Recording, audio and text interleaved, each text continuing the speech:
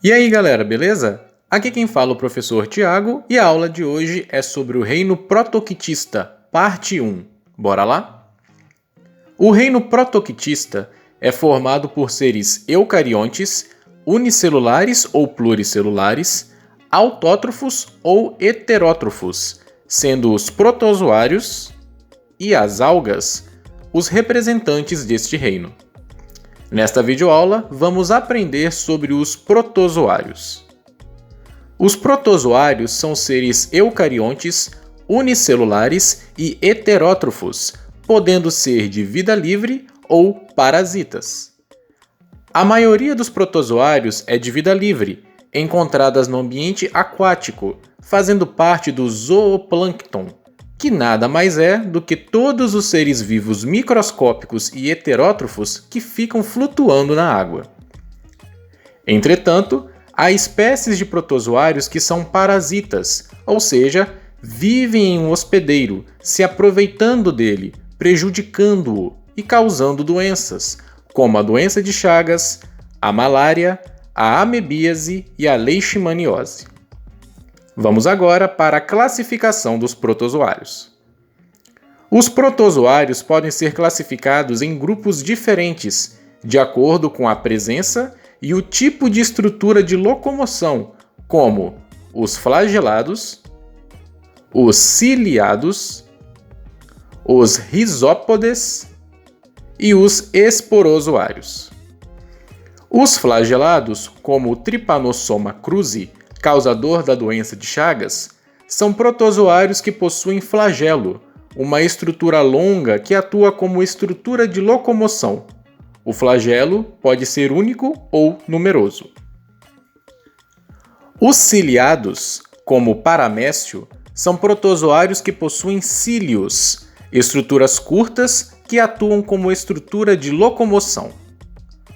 Os rizópodes, como as amebas, são protozoários que utilizam os pseudópodes como estruturas de locomoção. Os pseudópodes são braços citoplasmáticos lançados pelos rizópodes. Os esporozoários, como o Plasmodium vivax, causador da malária, são protozoários que não possuem estruturas de locomoção. Os esporozoários são transportados na forma de esporos pelo ar, pela água ou por animais. Vamos agora para a reprodução dos protozoários. A maioria dos protozoários se reproduz assexuadamente, por meio da cisciparidade ou divisão binária, sendo que há algumas espécies que realizam a reprodução sexuada, por exemplo, através da conjugação, acontecendo troca de material genético entre os participantes, garantindo a variabilidade genética. Na sequência, um exemplo de uma doença causada por protozoários. A doença de Chagas. A doença de Chagas é uma doença causada pelo protozoário flagelado Trypanosoma cruzi, que causa, entre outros sintomas, o aumento do tamanho de órgãos importantes do corpo, como o coração, o fígado e o baço. O protozoário causador da doença de Chagas é transmitido para uma pessoa saudável graças ao inseto do gênero Triatoma, popularmente conhecido como barbeiro, que esteja contaminado com este protozoário. O barbeiro é um inseto noturno que se alimenta de sangue, que vive em frestas de casa de pau a pique, camas, colchões, troncos de árvores, entre outros locais. Caso o barbeiro esteja contaminado com um protozoário causador da doença de Chagas, ao picar uma pessoa saudável, geralmente na região do rosto, para sugar o seu sangue, logo em seguida o inseto defeca, contendo em suas fezes o protozoário parasita. Como as pessoas costumam coçar o local da picada, acabam por espalhar fezes de barbeiro contaminadas com o protozoário neste local.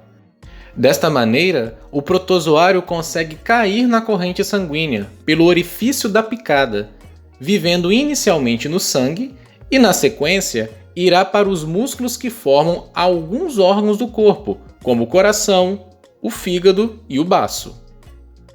O tratamento para a doença de Chagas, com o objetivo de eliminar o protozoário, é eficaz apenas na fase inicial, quando ele ainda está no sangue.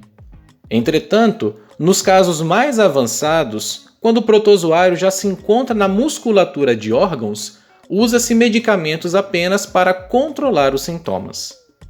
Logo, a prevenção contra a doença de Chagas é o controle da população de barbeiros e, se for possível, a construção de casa de alvenaria, em substituição àquelas de pau a pique. E aí, pessoal? Ficou alguma dúvida? Se ficou, veja novamente essa videoaula, beleza? Então é isso. Até a próxima aula de ciências do professor Tiago.